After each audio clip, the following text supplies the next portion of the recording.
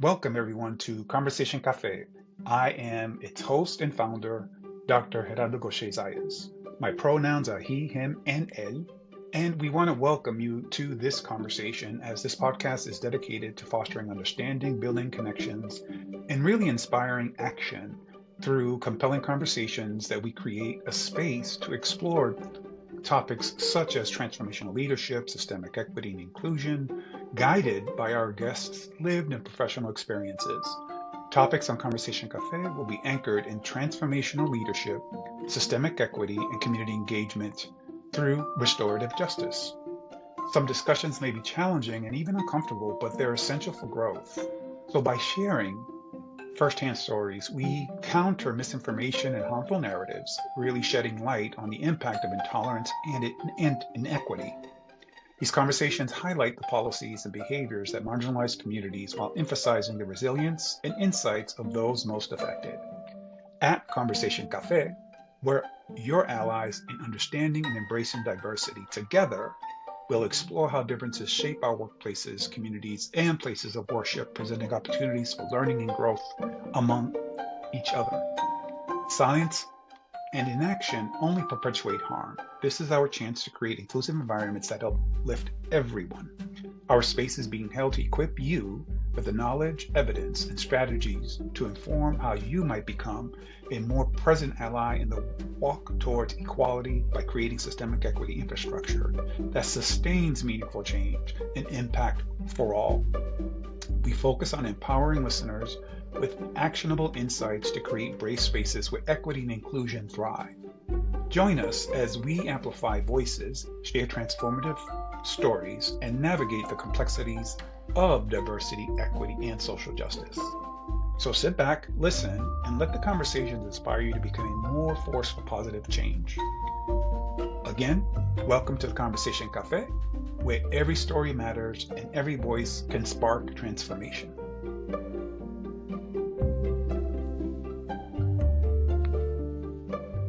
Please help me welcome our guest, Francisco Angelo, where he believes that diversity and mental health work in tandem. When together they provide a challenge. He has experience helping clients find the way forward. He has worked in New York City schools and community-based organizations throughout New York City and has been providing anti-racist strategies for individuals throughout New England for over 10 years. Francisco holds a master's degree in conflict resolution from Columbia University with a concentration in U.S. civil rights. He has participated in educational initiatives in Kenya, Ecuador, India, and Senegal.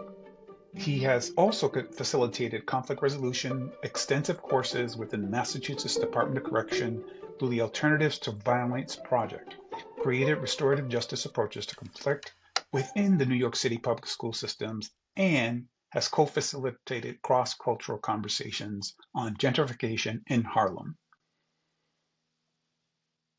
I am pleased and happy to announce Francisco Angelo is my guest. Yeah, I've told you a lot of information about who he is and is at the beginning of the program. Francisco, as I'm listening to your journey, what really stands out to me is how consistently you've chosen to work in spaces where tensions already exist, whether that's in schools or like communities or correctional systems, because that's what you shared with me. And I think that you work in these, and instead of approaching conflict as something to avoid, you really lead into a pathway of understanding identity, supporting mental health, and ultimately creating more and restorative outcomes. So I want to begin right there, right? So when you talk about, diversity, mental health working in tandem, no, we're going to jump into that under these different categories. And I'll share the categories as we're going so the listeners can understand where we're going in the direction. But for now, I really would love for you to share, because I've given a lot of great information about your background. What else do you want the audience to know? But before you do that, I just want to give you the official welcome to the Conversation Cafe. Here we go, man. Gerardo, thank you so much, brother. I appreciate you having me on the show. Yeah, I guess in addition to what you've shared with the audience so far, I think it's important to know, other than the headline stuff, is like where I've been to school and some of my history and whatnot. I'm a husband. I'm a dad, coming from New York City, living in rural New Hampshire now, mixed race family that poses its challenges and its joys and its learning, especially coming from such a big place and living in such a small place and having our communities look so different over the span of the last 5 years has really given me daily food for thought. And rightfully so. And I'm sure, some audience members, of course, with today, the family nucleus today looks very different from, say, it was 50 years ago. And some would argue that, perhaps we want to go back to the family unit or what it looks like. But me, myself, I'm also in an interracial marriage. I have some amazing kids. So I completely understand. I really want to thank you for sharing that aspect because I think that's the part of Conversation Cafe. I want people to understand, don't understand us as professionals, understand us as people Mm. and members of community. And how we define community might be different. But the importance here is to kind of let's share some perspective. And what I'm hoping, I've always said this, that people learn a little bit more after they listen than what they did before they started listening. In their own space, in their own, safety, so to speak, right? Because, this day and age, censorship is a real thing.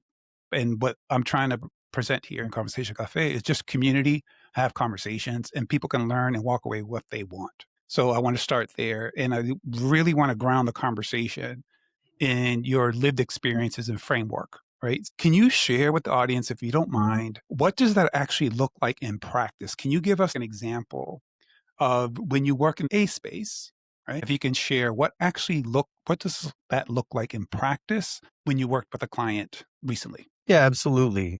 So I think about my time as a school counselor in Brooklyn, and the later years of that position where I became more of a program director for the school that I was working for and the counseling team. When I shifted more from direct counseling with young people to bridging the gap of understanding between a predominantly Black and Latino student population and a predominantly white teaching population.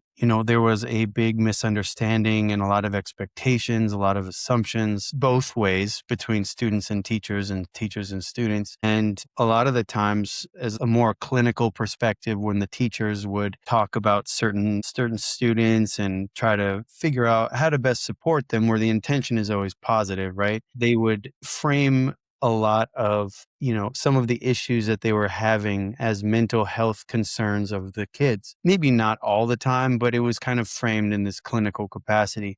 Whereas the teacher's misunderstanding of the students wasn't necessarily, or the student's perspective of the teachers wasn't framed as a mental health issue. Whereas why not? And Right. so, right. I mean, we talk about, diversity and, the challenges that having a diverse, group of people, whether it's just perspectives and homogeneous when it comes to race or gender or whatever it may be, like in any way that it can be diverse, we don't think about it as in terms of our own mental health. My misunderstanding of this person is a reflection of how healthy I am in understanding my fellow person. And so in the school in Brooklyn, when I framed the question kind of as a mirror, like, all right, well, where is our mental health as a teaching staff, as a faculty? And that opened the door for a lot of introspection to view like, all right, well, where could we better our practices and not just in the big catchphrasey type of things that happen in schools, but really like looking within ourselves to improve kind of how we're approaching the job as counselors or teachers. You're sharing that experience through the work, right? The work that you've done in Brookline. Brooklyn, the Massachusetts, because we have a Brookline. I want to call it Brookline. I know it's Brooklyn. So my fellow New Yorkers and Boricuas out there, apologies. Yes, I know it's Brooklyn. It's just that's years of a habit. It's hard to break. So my apologies ahead of time. Right. Right. You talk a little bit about Columbia University. You mentioned it. So can you share, if you don't mind sharing with the audience out there, how did your experience at Columbia University really shape your approach uh, to civil rights and conflict work? What was the that point, that pivotal point that says, "Huh," the aha moment is what I call it. But what was Yeah. that for you?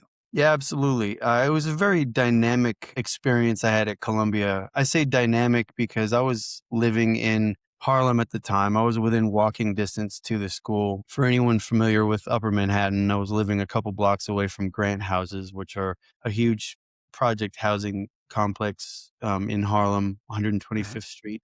Columbia University is about 9 blocks below that. And they were in the process of pretty rapid expansion in West Harlem, buying up a bunch of buildings, threatening to take over Grant houses, where I was living in a small building with an old guy from Ghana and his Right. sister. There was a taxi stand below our building with a bunch of West Africans, and it was just a small community that we had. And I really felt at home there. And Columbia's program in conflict resolution and negotiation was something that I was excited about because I was able to dive deep into kind of whatever issue I wanted to get into. And since I was living in Harlem and seeing life every day and this strange contrast of gentrification and expansion from Columbia, I was like, wow, I should try to understand my current living situation a bit more deeply. And race has always been something I've been very passionate about in general. But my experience at Columbia, it was great to learn some of the academic stuff, obviously, that you're going to learn at an Ivy League school. Right. But having to face those two polarized communities, expanding very wealthy Columbia University while living in Harlem outside of wealth, right? And then having to Mhm. walk through and into these two different worlds every day of the week, um, it made me feel a lot. And predominantly, I was very angry at that time. I had a couple mentors who helped me channel that anger so that I could better utilize the resources that Columbia was having and direct them at some of the issues I was living amongst. Okay. So it sounds like it was the aha moment really kind of from what I'm hearing, and you let me know if I'm wrong. But it sounds like it really the aha moment was being involved in understanding the landscape of the neighborhood, right? And the demand of higher education, or in this case, Columbia, as far as residential housing and so forth. Yeah. You're reminding me a little bit of when I was growing up in Boston, in the South End. I lived in this housing development called Cathedral Projects, and we had a University Hospital, which was owned and operated by BU at the time. When I grew up, there were a lot of empty lots throughout the whole neighborhood because the neighborhood was a poor neighborhood with a lot of diversity with relates to representation of Hispanics, African American, some white families. It was a little mixed bag of everything, but it was definitely a majority minority neighborhood at that point. But over time, BU took over, and today you go there and you see condos after condo after condo and condo, and I don't see any traces other than the projects in which I was raised, which are still there. But everything around it just has evolved. That Yeah. gentrification is real, and it made the neighborhood kind of really lose its flavor, but it's common, right? I can say the same thing when I went to Northeastern University, and how they bought up a lot of land to do residential residence, right, for students, to each his own, into all these other buildings. When I went to Northeastern, if people are familiar out there with Boston, if you're familiar out there with Roxbury, and there was this T Right. station or BTA, Ruggles Station, right? Hmm. When I was going to Northeastern wasn't past Ruggles Station. Mm. Today, it's blocks past Ruggles Station, Oh, which wow. is really fascinating, right? And then you have the new police headquarters is now there. And so, you can see the development. There was so many empty lots back then, not an empty lot you can find now. It's either parking or residential or some kind of Mm. building. I can understand that point of, trying to be in a neighborhood or, living in a neighborhood through one lens and then going to a school. And I understand the mentality of schools wanting to sustain and build and, because education is so important. I understand both sides of that coin, but oftentimes it's at what costs. And I think that sometimes that brings conflicts for leaders. For me, when we're talking about conflict as a competency, I want to ask a question around that because that's Yeah. important. Because if the leaders aren't recognizing that, okay, expansion is great with purpose, Hmm. but expansion just because you're going to impact communities and enforce them out of the communities which have been there for decades before somebody says, oh, this is convenient, right? And then to try to take over the neighborhood. So the question I have for you around this part, right, the conflict as Sure. a leadership competency, what do you think are common mistakes institutions make when addressing conflict across differences? That's a great question. I think just to use the Columbia expanding and gentrification as a Yes. example, since we just kind of dove into that a bit, it kind of honestly feels a little bit like the teacher and students situation in Brooklyn, whereas the institution isn't reflecting on the own possibility that it has a, for lack of a kind of more institutional term, a mental health issue. Yes, Why are we assuming that we are doing the right thing by expanding and getting bigger? Obviously, that's a hard argument to make for an educational institution because they're educating people, and not many people would argue that education is bad. However, if you're taking over the living situation of families who have been there for decades, that is cause for introspection and, a different method. And so I think kind of the teachers asking the students how they would like things to be constructed, i.e., not to say that Columbia is the teacher of Harlem, but of in this course, of in course. this like kind of power dynamic, they have the money and the power as teachers do in a school, kind of like how can we lend ourselves to learn from the people that we affect? And Right, I think that's something that doesn't happen when institutions grow. They're not taking in the opportunity that the conflict in diversity presents. And I understand why. It's right. it's hard to capture that, and it takes time, and time is money, and there's a faster way to do that. But as a species, if you have super general, as a species, we've gone super fast in Yeah, a we short have. period of Yes, we time. have. And like we are kind of Yes. not, too fast. No, sometimes when you go too fast, that means you have to catch up, and sometimes organizations never catch up to the demands They of the don't. community, which they're taking over, Right. right? And I say take over. I didn't say expand. I say take over because I was where I was raised. I've experienced that as a Yeah. person growing up in the South End, and I think what's really interesting about the whole piece around when organizations want to help communities. So I want to be really clear here. Community engagement is really important, and each education institution should really understand what that means, not just in name, but in action. And I think Exactly. that oftentimes what that looks like could be confusing, not just for the school, but for the community they're trying to quote unquote help. Right? And again, I'm an educator. I love higher education. But I also know there are some things that need to be worked on because of how this happens. It doesn't happen once in a while. It happens more often than we think. All people have to do is look and kind of really jump into the pool, right? To kind of figure out what's going on here. I think one of the things that ends up happening is conflict. When this happens, there's a natural conflict of the education institution and the community. How do you reframe conflict as an opportunity rather than a threat? Like, who should Mhm. hear that message? Like, what are your thoughts on that? Yeah. You earlier mentioned an aha moment, and I didn't answer that question specifically, but probably the most powerful aha moment when living in Harlem was when I was trying to figure out how a white guy such as myself what role I play in racism in the United States. What's my duty here?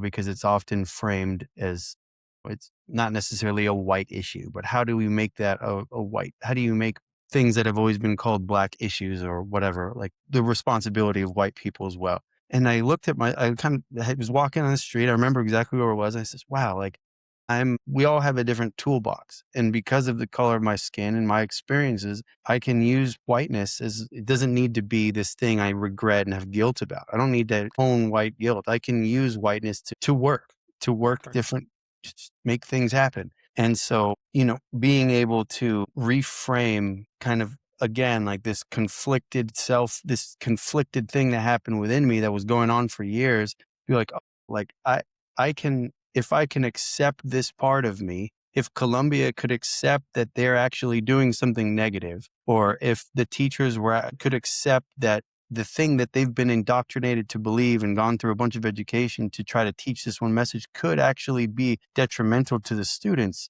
then you can start to address it. And so then you can start to or not capitalize, but you can start to say, we do have a conflict and welcome people in to join it. Right. If that makes sense. I hope that was No, clear. no, it makes sense. I think part of it is the village approach, right? It takes a village. I mean, literally and Yeah. figuratively. And sometimes in the village, regardless of what type of community, there's people, there's roles, and there's responsibilities within those roles. And I think that sometimes, again, with the intentionality of it all, right? When we talk about systems, when we talk about like they're not built in a way to really foster healing, which is Hmm. really interesting because they're in the world in the workforce world, I should say nicely. In the workforce world, we're taught to be competitive, and there's some healthy practices to competition, but there's a line. And I think some companies and some leaders know what that line is, and there's a lot of leaders that do not. Because we're taught get the outcome regardless of what costs and be the best. Yep. We're not taught what about the process? Well, yes, we have our goal, but let's focus on the process and what happens in the process because it's definitely going to impact the outcome, whether we get it or whether we hold on to it or whether what we get is broken and never gets fixed. Because again, goodwill is goodwill. But I Hmm. think that sometimes systems cause intentional harm. But I'm talking about the ones who think they're doing good intention, that they're doing great things. Where do Sure. you think the system unintentionally reinforces harm instead of repair? Yeah, I think. I mean, we're both here in the United States, which is a country that's founded on capitalism, and time is money, and another day, another dollar. But that makes you need to go fast, and people who are deep in community and not in capitalism, right, are slower Right. and more communal and volunteer more and ask you how you are and spend time to cook with you or for you. And I believe, for lack of a more specified answer, it's a pace thing. Relationships are slow. And if we want to foster healing, we need to go slower because healing is only relational. I think that's a good point, a very valid one as well. I think that the pieces that you're talking about, the restorative practice. So, how does an organization build the bridge of trust when there's been history that proves otherwise? And regardless of who's leading it, the people in the community don't care who's leading it. The people in the community will care the harm that was done, regardless of who the leader is or leaders, because sometimes the leader is only as powerful as the power that's given to them. So, something for us to kind of unpack a little bit is around the restorative practice in action. And I think the question that comes to mind for me is how does an organization build trust in spaces where harm has been normalized? Because there have been many institutions that have harmed many BIPOC communities. We know of many examples, and because the narrative of what gets taught is controlled, we don't know all of it. So, and then when we try to bring it up, it's kind of like people are uncomfortable, so let's shut it down. I come from the old school. In order for us to be better, we have to first admit the problem, we have Hmm. to work on the problem, Yep. and then push through the problem, right? That's anything. That's education, that's your health, that's a skill set. Like if you fill in the blank with anything there, it takes practice. It just Hmm. doesn't come overnight. And disagreement is healthy when in the context of, yeah, let's hear each other out and let's help each other understand. And we don't have to agree. But I think for me, the restorative practice, that's what that's about. So, how do you Hmm. think an organization can build trust in spaces where harm has been normalized to the communities in which they think they're serving as opposed to should be serving? It's interesting. I'm thinking of the giant corporate entity that is Google. And I'm Oh, also yeah. thinking about my marriage with my wife. In the same sentence. That's pretty cool. Go Same thing. ahead. Now I'm going to entertain. I'm going to sit down now. Listen. Go That's ahead. Go ahead. Go ahead. That's all right. good. So I don't know what years it was, but I was reading some article about Google and how they had their 80% week. And it was work Monday through Thursday, but then dedicate Friday to passion projects. So they gave their software engineers, they sacrificed, right, the corporate bustle of your sacred Monday through Friday 9 to 5 40-hour work week. They Right. sacrificed 20% of that to let employees create what they had the passion to create. And it could be anything. And I believe that there was like some pretty huge innovations that came from that because Hmm. people weren't just working for the dollar, they were working to better their own ideas and their passions. Google probably wound up owning all of those people's ideas. But regardless, like I'm sure. I can Yeah. imagine that my work week would be much more enjoyable if somebody gave me creative license to invest in the thing that I've been thinking about while being forced to work 40 hours and kind of put that off to the side. If you Mhm. said, You gave me a week of the, you've made this sacrifice for my contribution. And I'm also thinking about my marriage when my wife is telling me, you hurt me in this way. And I believe that I didn't do anything harmful. That's the practice that takes undoing. I didn't Right. do that. I didn't say that. That's what you heard. Right, I right, hurt you. I harmed you in some way. That's right. when the slow down, the slow work starts, and you just kind of shut up and listen. Google shut up and listen to their employees' creativity. I need to shut up and listen to my wife sometimes and say, okay, there's this person that I care about. Google cares about their employees, hopefully. Let me Mhm. slow down and hear them and hear her. And if it's something that I care about, obviously my wife is someone who I care about, I'm going to take in that information and try to repair it. If you're in a position of power and someone's telling you this is what needs to change, then your slow work needs to start. And that's where the priority needs to come. Right. Columbia University's hearing the community's not happy, they're part of community, they need to slow down. Yeah, no, you bring up an excellent point in relation to when someone tells you something, pay attention. There, As opposed to making how you feel the center of your response. And I think decenter that's yourself. It's right. right. It's like, okay, wait a minute. Before you open mouth to say how you're feeling about the reaction, just sit with it for a second and try to understand. And if someone's head is confused or wants to say, I don't understand what you're saying, or even disagree completely without really understanding what's going on, that's up to the leader. And when the leader does that, everyone else understands that it's okay to do that. It's almost like creating that psychological safety Yeah, to say, it's okay. We don't have to agree, but we have to understand why we're not agreeing. And that's going to make us a better team. sure. Same thing with the problems, right? You can't solve a problem if you don't call it a problem and understand how to approach the problem so that you can do your best to resolve it. I think that what you were saying to me, it's about the differences in power, which is really interesting. I think that we have to be able to talk about that, especially when we start talking about cross cultural dialogue. And Yeah, I'm not talking about only the race and ethnicity culture. I'm talking about even how we are raised, the values and belief culture. Even, again, what we bring to our experiences is a whole lifetime of things.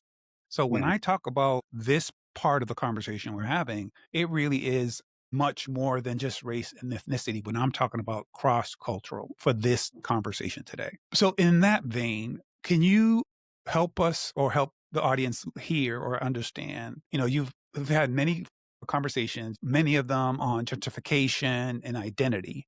Can you share a couple nuggets of what makes those conversations successful, especially because it's such a sensitive topic, and especially depending on who the leader is and what their background is? If they live in a homogenized neighborhood and never understood anything about diversity until they got to college or their first job, it takes a long time for people to realize just because you were raised a certain way, that doesn't mean it's the right kind of way. That's for us to yeah, figure out once we leave home. Of course, we have our values and beliefs that are our core, and then that changes over time, whether to the extreme of really agreeing with what you were raised with or start questioning. I have questions. right. So, what do you say to that? Like, what makes those conversations successful, especially when they're so difficult in topic? Yeah, so speaking as a white 35-year-old, you know, cisgendered heterosexual guy, Mhm. American, Yes. right? What's helped me is marginalizing myself, Right. like, and not, that doesn't mean to say like I'm putting myself out or disenfranchising myself, but I'm making sure that my position in any sort of dynamic that I'm in, any conversation that I'm in, if I know that there's a cross cultural piece that I want to learn from or I want to go well, I'll make my best effort to not take up too much room in the center of the page of the book that's being written. Because if Right. you think about when you write a book, I mean, you're currently writing a book. Where do you Yeah. write your notes? Yeah. Where do you write your notes that help you guide yourself later? In the margins, Correct. right? The margins aren't always bad, but you can't take up, but you have to visit the margins sometimes. You have Right. to marginalize yourself so that the story goes by well. You can share the middle space, but when it's not your time to be the center of the story, then jump in Right. the margins. Ask more questions, take notes for later. And if you think about a really great leader, even if they have tons of experiences and have met with the greatest people on the planet, they're the Right. ones who are asking questions, maybe taking some notes, and thinking about what that person's saying. Even though they may have arguably way more lived experience than you, they're the ones who are kind of taking a sidestep and saying, wow, you have the show right now. And Right. they might be taking notes in the margins because their leadership, they know what's going to go on later in the book, but that doesn't mean that they need to be the subject of every page. I think from what I'm hearing, you're describing a power dynamic, right? It's like, Yeah, of what's the course. power dynamic within the infrastructure? At Right. least that's how I'm hearing it and receiving it. So that's how I'm interpreting it. So hopefully people out there are, you know, close enough, or, they might have a different opinion. That's okay too. That's why we're talking. Right. Right. Um, so in a patriarchal society, we're taught to be strong, get it done fast, the quickest, the best, Right. right? And then at least from what I've seen, some of the leaders that I look up to and that I'm aspiring to be is the importance of being vulnerable enough to let people know that vulnerability is not a weakness. It's the opportunity to become stronger at something. Because again, if you don't name the problem, how can you get better at it? Right. So, what or how does vulnerability play out in leaderships across differences? What's been your experiences as far as why is it so difficult for some leaders, especially in this day and age, when we see daily Hmm. messages about what it means to be a man, Yeah. and to each his own, if that's what you think it is, good for you. But that doesn't mean the rest of us have to fall in line because that's your definition. That's the beauty behind Sure. what we can do. We don't have to fall in line and fall in place because we have this thing called individualism, Right. right? And our ability to be. Yeah. What role does vulnerability play in leaderships across differences, if you don't mind sharing? Yeah. I think that vulnerability and trust are tied. They're very tightly connected in order to be successful. I think being vulnerable in a place where there isn't trust is going to be detrimental to yourself and the organization that you're leading or that you're working within. And so I think that in order to be vulnerable, you first need to be participating in trust building with the people you work with.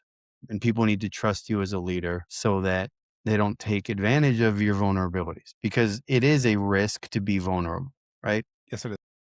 Depending on the sector too. Right. Yeah, of course. You need to be able to trust who you're working with. Right. In order for vulnerability to work. But I do think that if there is that trust and you're with people who are dedicated to the same cause and who have the same goals, and if the organizational structure is sound, I think that being vulnerable is essential in getting to the next step and for your organization to evolve because like we've been talking about, being vulnerable enables you to speak on what isn't perfect and what Correct. needs to change and what you're not able to do. And then that invites collaboration. It then invites diverse perspectives. And that oftentimes is what needs to happen in order to go to the next level. But if you can't be vulnerable, then those opportunities are closed off. Yeah, valid point, and I agree 1000% with you. I think that one of the things that I often wonder is why are some white leaders so pro vulnerability Hmm. and against vulnerability? Talking as a person from Puerto Rico, it really is interesting because vulnerability, you have to be a macho man, you know? Hmm. And I think that you have to show your strength. I get it. I get the point of showing strength. But to think that vulnerability, again, this is in my opinion, to think that vulnerability is a weakness, it's short sighted. Hmm. And you are missing out on the opportunity to make some incredible conditions and spaces in the workplace. So, why do you think some people, or white leaders specifically, Hmm. are pro and some of them are always challenging it, regardless of the data, regardless of the facts, regardless of the history, regardless of the evidence, regardless of all the proof in the world that may say, how it could benefit Hmm. an organization? What are your thoughts on that? Yeah, I think, or the presentation of vulnerability can be used to manipulate, right? I'm being really open with you, and you chose to stomp over me being vulnerable. Whereas that's manipulative because it changes the point of the argument. It centers my feelings as a white person. It centers my emotional well-being. It changes the conversation to something that focuses on me instead of the problem that we're both focused on sharing. Well, you Right. just had to come in and do it your way. I think that it's used as a tool to manipulate so that people can get their way. Now I'm feeling bad for you. Let me tone down my aggression, but my assertiveness on this matter. Because I think assertive is Yes. great. I think it's the stating your needs without taking other people's needs away. Well, if I'm being assertive, I'm not doing anything wrong. I'm not being aggressive. But if you're then saying that I've hurt you somehow, Right. and oh, I was just being open and I asked you what the problem was. Yeah, I assertively told you what we need to do in order to solve this problem and you didn't like it. So then you Right. pulled the vulnerability card. I think that it could be used that way. And um, I think that that's just as much of an issue as being vulnerable in a place with no trust. Because if you're Right. vulnerable all the time and you're doing that with people who don't trust you, then they're going to walk all over you. So it's 100%. not necessarily, I don't know if it's a fine line because the first part where you're using it as a tool for manipulation to get your way is much more intentional. Yeah, and then I think, and the other side of it when you say like, oh, there's like such a rejection or objection to being vulnerable. I think that's more of a patriarchal thing, but I could have a blind spot as a white guy because I'm not really in an environment too often where that plays out in a racial way. But there's some guys who just don't want to hear your vulnerability because they do perceive that as weakness, and then they might try to start to get one over on you. Correct. And as a guy who knows these differences, I'll have to check you back. Oh no, I was Yes. trying to be transparent with you, man, but that's not going to cut it for me. Yeah, Uh, it's interesting. One of the things that I've been thinking about over my time, in the workforce, I had many different bosses and, many different styles. I started thinking in my whole career pathway in the healthcare side, higher education side, and even now in this entrepreneurial side that I have and my teaching side. I started reflecting on the bosses that I've had over the years. And I started thinking, okay, all my bosses, most of them have been male, mhm. all of them have been white. I had a handful of female bosses, also all white. I had one with a Spanish last name through marriage, so she was white. So I'm thinking it's really interesting to me, right? Because I can show up in spaces and, I like building community. I like engaging and I like asking questions. And I think honestly, for me, I try to ask questions from the perspective, help me understand. I want to learn, I want to Mhm. understand so that we can have some meaningful dialogue, right? And through that meaningful dialogue, there are questions, and your best answers are always followed by the better questions. And I always think Right. with the bosses that I've had, those who were effective in building bridges and really kind of working with people from all races, ethnicities, walks of life, like what set them apart, right? From those that start off by telling you, "Yeah, so of course I am." And then 6 months into the job, you find out, no, they're not. Right. I feel like hoodwinked, so to speak. Hmm. I think for me, it's been really interesting because as again, I'm Puerto Rican, but I'm white presenting. So for me, when I show up in these spaces, as far as the pros and cons, I always ask questions because I don't know this person's background in front of me, especially if I'm just meeting them, just starting to work with them, trying to understand them, try to understand like what is the commonalities, what are the differences, and how do we get better through both of them. Right. As coworkers, as, colleagues, whatever the case may be, as me being the boss, you being the boss, all those pieces. And then I start asking the questions. So if a person lived in homogenized neighborhoods and that's all they knew up until they started working in the workforce and then climbing up the ladder and then not paying attention to who's at the table, but because they're paying attention to climbing up the ladder. Right. And in that, I always say the system only works as well as what you want it to work. The system only works when we're vulnerable and understanding what is our vulnerability within our system. When you talk about representation, and I know, DEI is under attack, but this isn't new. That's why it was so Yeah. easy for this Right. to happen, like where we are today, because it was always being challenged. Affirmative action, challenged. Voting rights, challenged. Interracial marriages, challenged. Yeah. So Yep. the list goes on and on and on. There had Right. to have been some challenges. And I think that's why people are like, well, wait a minute. real society and real civil rights, they say started in 1965, right? With the voting rights. Yeah.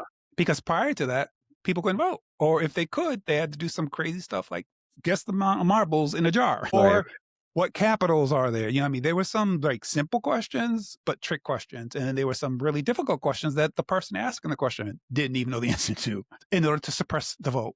So I think that for me, when I think of systems and when I think of trying to understand the importance of just like when people say, if you are a president, say, of a community college, when I ask questions about, oh, what do you think about diversity and representation, just in a general, not any specific, but like, what are your thoughts on representation? And when people give the answer, there's two answers that are very typical that I receive. The first one I receive is, well, it's complicated. And I want to make sure that people don't understand that because I may say, you know what? At a Hispanic serving institution, I am especially invested in the Hispanic populations because it's been designated a Hispanic institution, but it does not take away from anyone else. It's a Mhm. specialty, it's a special service, it's a special approach, right? Right. Just like you go to healthcare, you go to your primary care physician and then you go to the specialist when Right. something else outside of that. So I think a lot of people kind of can understand that. Yeah. If you take that and drop it into higher education, Mhm. right? And say, okay, yeah, we might be a Hispanic serving institution. And, because you have more than 25% of our student populations Mhm. are Hispanic. And Right. then you look at the board members, if it's a nonprofit college, and you don't see any Hispanics. Mm. Then you look at the vice presidents, then you don't see any Hispanics. Then you Right. see the professors, and out of 200, you may have one. And the same thing for all BIPOC, all marginalized, right? So there's a disconnect for me with regards to you're leading an organization Mhm. that's sole purpose and mission is to help all students, but really pay attention to the most vulnerable because the data says this population is the most vulnerable. Because then when you tie it back into, well, where do they come from before getting to the college? Was that education in pre K through 12? What was that like? Are those schools funded? Are those schools receiving the type of funds across the board like everyone else? Or is it underfunded, underperforming? These are just all anecdotal things, but I kind of always wondered that. And I think that showing up in spaces when it comes to pieces like this, it's important for people to explain so that the engagement really is about understanding Mhm. and then coming to an agreement whether we agree or not. But I think sometimes people don't even get there because they let their bias, first of all, they won't admit that they have bias. So let's start there. Once you address that, I think you just see things differently. And I think as a white presenting Puerto Rican, Mhm. I think it's always been interesting for me to show up in these spaces and people assume one thing. And then when I start asking questions to truly understand, depending on their background, depending on where they were raised, depending on their values, like I was saying, that's going to tell me everything in relation to they get it, they don't want to get it, or maybe they haven't had the right opportunity and the right person to help them get it. So I think that's also a big thing. And that leads to action, right? So, like when we're working with these organizations, we're working with these leaders, whether they are, if you do like a 1 to 10 scale, and 10 is like, wow, this president has all the right tools, the right skills, the right knowledge, and they get it and understand the wraparound service of it all. Mhm. And then you have somebody who's a 1, right? So you get these differences. It's always going to lean back to, I don't know what they've experienced. I don't know what they've experienced when it comes to diversity. And I don't make assumptions because Mm. we all are raised in different ways, values, beliefs. And I think that part of when that happens, we end up trying to create realistic call to actions. And we try to come up with a tangible plan to kind of discover, to share what we discovered, and then to activate an environment that we could approach something. Because if you don't do it in that way, it's going to fail. Right. If you're not prepping your organization to this is why this is important, representation is important without having Right. anyone feel left out, so to speak, Mhm. because all of us, even us leaders, we bring our own baggage. Yeah. And sometimes it fogs or makes the view very blurry Mhm. because that person may think with every good intention that they're telling you that this is the better approach. Right. But what they're missing is better approach for whom. And that's why with rules and policies, I always ask, who wrote this policy? When was this policy written and why? Yeah. Something happens, right? So it's very Yeah. similar when I engage in that conversation. So what is one shift leaders can make immediately and how they approach conflict, especially when it comes to sensitive topics that we're talking about. Yeah, I think regardless of your organization or the company, that the context of your leadership, regardless of what that is, as I'll speak for white leaders, Yep. white business owners, you need to get black people in the door. There's, if then that leads you to think about meritocracy. We're in the United States. Our colleges are some of the most diverse places in the country, some Correct. of, and not just the blackest places. I mean, diverse places where black people, white people, Latinos, Asians, everybody are in one spot, college campuses. So you can pull whoever you want to pull who has merit. So, Right. like the meritocracy argument, you can miss me with that. Get black Right. people inside of your company. And I say black people because if you're a white leader, it's by far the most historically contentious relationship, black and white. But Correct. everybody in between, black and white, Correct. get them in the door. But then Correct. be prepared to have mental health conversations. Oh, this isn't working. Oh, there's a group of people or there's one employee who's not seeming like they understand this new employee. Let's have that conversation, create an infrastructure for that conversation to happen. And companies Right. do that already. I work for a company called Wellness Coach, and companies pay, most of my clients are on company stipends. It means their company pays for their 2, 3, 4 sessions a month. There's an Right. infrastructure for them to talk about the things that they have an issue with. So if companies are already investing in HR and these, like extra like professional and personal development opportunities for people, then you can invest in a whatever you want to call it. If it's not called DEI, but it's called like a cultural coordinator or like, well, whatever language you want Right. to use, like People have person, chief person, yeah, all that stuff. whatever. All of Yeah. yep. Yep. Yep. Have the person in place who is well versed and able to navigate and facilitate or mediate those cross cultural conversations. Because when those people feel heard and when they come together in the community of your company, they will go back to work better. And if it means that they don't work together, then figure out something that makes it so they're not. But the Right. conflict is the opportunity. But you can't have the opportunity if you aren't open to there potentially being conflict in your diversity. So get Correct. them there, but also have the infrastructure to deal with the potential conflict. And if there isn't, then your company's just going to go forward with ease. If there is conflict, you have the infrastructure to deal with it. But it Right. has to happen, or else somebody down the line is going to look at you crooked and be like, oh, yeah, you're the Latino serving institution with 4 Latinos who work there. And you're gonna get Correct. laughed at, and then you're gonna go fix it, and it's gonna look like a PR cover up. It's just stupid. Just Correct. do it from the jump. Right.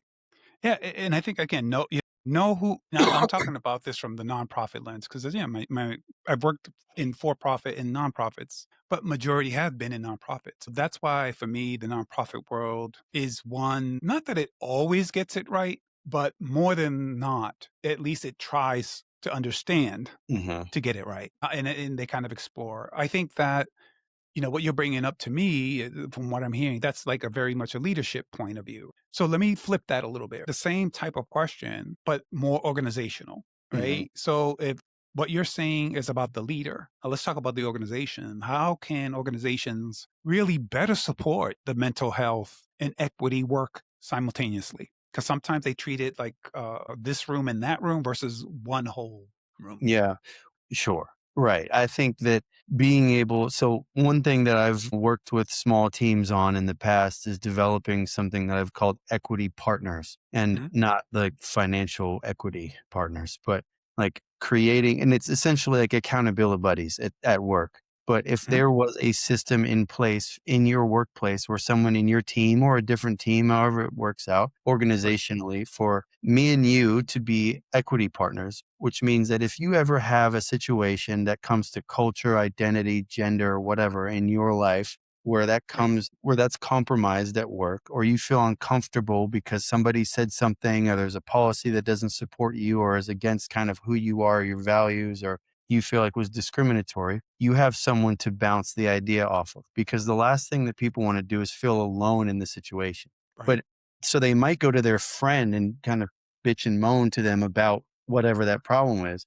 But it's not really empowering. It's just this cycle that we've seen all over the place where you talk about the structural problems of whatever, the world, your community, the United States, your job, whatever, and it kind of just fizzles out, but you get to vent. It's great, whatever.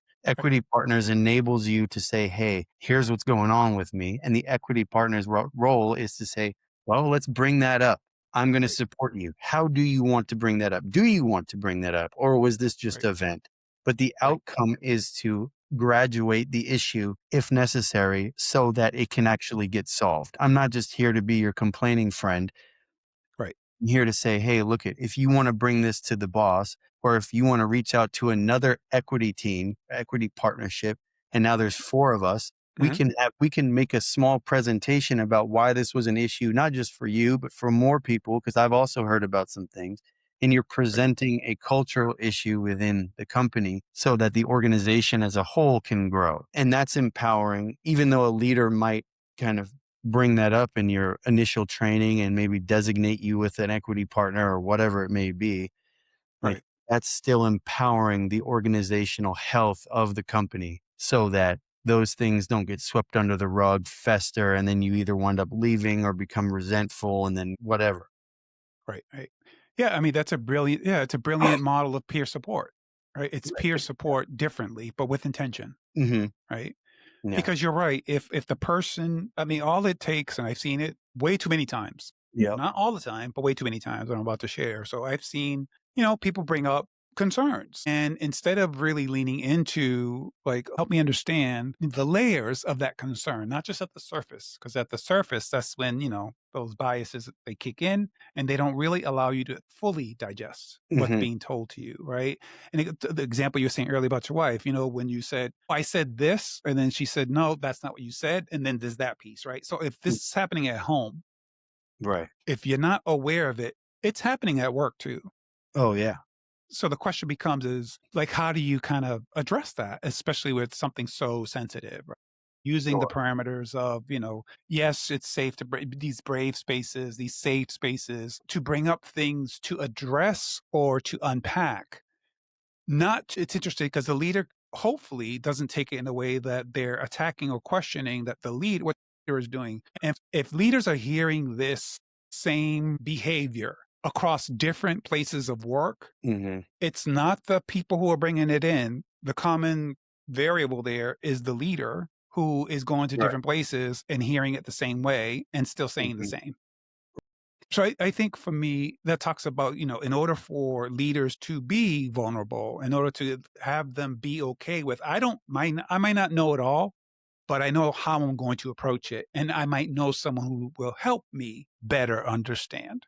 Right. So to me, that's brave. So Mhm. in your opinion, what does courageous leadership look like in today's social climate, especially today? Because here's a big piece. As we sit here, not you and I, but all of us collectively, whoever's listening, as we sit here, you have a whole bunch of employees who are feeling beat down in a way that we haven't felt in a long time.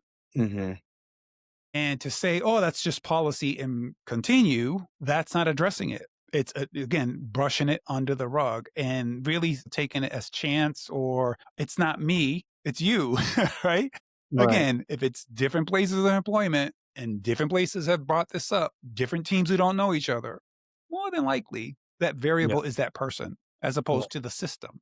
But the system wouldn't understand that because we're not asking the right questions about how do you approach this systemically, Mhm. right? This whole piece of equality using equity. What does Correct. courageous leadership look like in today's social climate for you? Right. Yeah, I think so. I'm a small business owner. I have 5 employees, and Mhm. it takes a lot of organization on a regular basis to make sure that the job gets done every day and the week gets planned out every week and everybody gets paid and all this stuff. And I was actually at work today thinking about it. I was gonna ask one of the guys who I work with, what do you think about on a regular because sometimes some days the job gets mundane. I was gonna Right. ask him, what do you think about when we're out here just doing this work?" And I didn't ask him that today because I didn't want him to get distracted from getting the work done. Yeah. Yeah. And I so get it. again, I have to, I'll probably even bring that point up to him at some point, but because that's what I think about in the day. So if he tells me what he thinks about, I'll be telling him I'm thinking about talking about you, what you're thinking about. Well, but Of course. That makes right, sense. but that part of that, courageous leadership, is deviating from the chase of the almighty dollar and just making the money and meeting the goals and doing the deadlines and making sure your deliverables are met as a higher or middle manager or whatever it may be, and remembering to just check in with your people and being brave enough to know that they might not be okay and that you might Right. have to further deviate from the pressure that's given from above you and say, okay, we can put a pause on that deadline for a minute so that I can invest in you, knowing that it will be just better for the goals and the deadlines and the stuff, the job, but it will also be better for us and for you to let you know that I am investing even a little bit of time in kind of who you are and how you're doing. And that's hard. I mean, I Yes. can't imagine my company gets bigger, the more pressure I'm going to feel to meet the deadlines and do the work and get the projects and yada, yada, yada, the less likely I may be to check in. But the more kind of a leadership role that I build, I hope that I will be checking myself and saying, you know what, the busier you get, the more important it will be to check in. Huh? And then when you get checked in, be able to, when you do check in, if they present you with something that they need that doesn't fit your MO for meeting all those demands, Mhm. being able to adjust and figure out how to adjust to make sure that you can meet those demands, but also have that need that was mentioned to you met. And if it can't be, courageously tell them that that's not going to happen so that they have a fair chance at either continuing working there and not having Right. that need met or Right. going somewhere else. You might lose good talent if you can't provide them with what they need, but that's courageous. Right. Oh, thank you for that, sir. I appreciate that. Yeah. One thing, so I always ask all my guests, right? I always kind of say, hey, here's a magic wand Yeah. and you can wave it, right? If you could wave a magic wand for the listeners out there, what kind of message would you like the listeners out there? Hire Black people. Honestly, Right? man, Yeah, yeah, I just get it. get different ideas. If you're a white leader, hire people who aren't white in Right. addition to whoever you might normally have access to. Just make sure that your work, because incorporates the ideas of different ethnicities and different races and genders so that your company can thrive to its biggest potential. All right, Make your cool, cool, cool. workforce diverse. That's it. That's a valid point. I always tell people, our clients, our customers, they're diverse if you think Yeah. about it, right? So why wouldn't you, again, hire what's reflective of the people we serve, at least those of Mhm. us in the public serving spaces? Francisco Angelo, I'm going to give you that Spanish G to the H. That's right. We've come to the end. And the last thing I want to ask from you is that if anyone out there is interested in seeking you out, whether it's coaching, coming to talk about, the topics of, equality and equity and mental health, how can people reach you? What's the best way for them to find you and reach out to you? Yeah, I have thank you so much for the opportunity there. franciscoangelo.com. And then also I'm a bald guy on Facebook, The bug. Francisco Angelo. Love it. And a couple different Google searches come up with my name, but franciscoangelo.com is the easiest. Okay. That's Yeah. your primary there. Yeah, yeah. Okay. I would like to thank you for coming on to really have this conversation because I think it's important. I always say, it's important for us to have meaningful conversations without feeling like we can't, Sure. because then it becomes performative. And with our intent, or with my intent today is in every episode is really to have intentional conversations. And for the listeners out there, if you are interested, please hit the like, subscribe, follow us. We drop our episodes every couple of weeks. You'll get notifications. I'm looking forward. We're continuing with this first season. And excited to share some up and coming guests. If you, the audience, could on the YouTube page, there's a link for a survey that if it's a topic out there that you think you might be interested in hearing about, or you might be interested in even talking about, drop us a line, drop us an email and a message, and we'd be more than glad to reach out to you. With that being said, everyone have a safe day. Be careful out there. Enjoy yourself. Count the blessings as we have them, even among the craziness that happens. So I want to wish everyone out there nothing but health, wealth, and prosperity. Until the next episode, this is Dr. Gerardo Gauthier-Zayas, your host for Conversation Café. Adios. Thank you so much. Thank you, sir. All right, brother.